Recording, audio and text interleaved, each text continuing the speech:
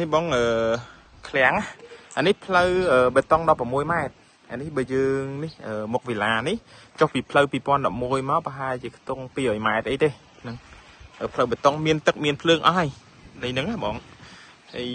នេះអានេះក៏ផ្លូវបេតុងអានេះយើងកំពុងតែទម្លុះដីនោះណាបងនេះដែលចំណង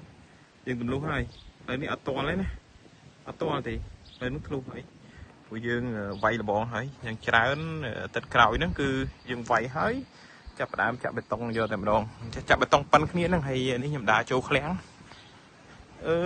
នេះបងឃ្លាំងយរុំមកស្អាតស្រាប់ហ្មងទាំងអស់នេះបងដាក់តែម៉ាស៊ីនត្រជាក់មកគឺអូខេហើយនេះឃ្លាំងយរុំធ្វើមាំនេះបងស្អាតឃ្លាំងហ្នឹងគឺនេះមកជុំឃ្លាំងហើយស្រាប់ស្អាតហើយស្រាប់តម្លៃប៉ុណ្ណេះអត់មានទេតម្លៃប៉ុណ្ណេះតម្លៃហ្នឹងយើងអាចចរចាបានតិចតួចទៀតនេះមកស្អាតភ្លឹងមកឃ្លាំងនេះនៅថ្មីតេងមកយរុំមកគាត់តែដាក់ថាសម្ភារៈហើយគឺអូខេមិនបាច់បាក់អីទៀតទេនេះបន្ទប់លើមួយបន្ទប់ក្រោមនេះមួយដែរនេះបន្ទប់ក្រោមមានមួយទៀតបន្ទប់ទឹក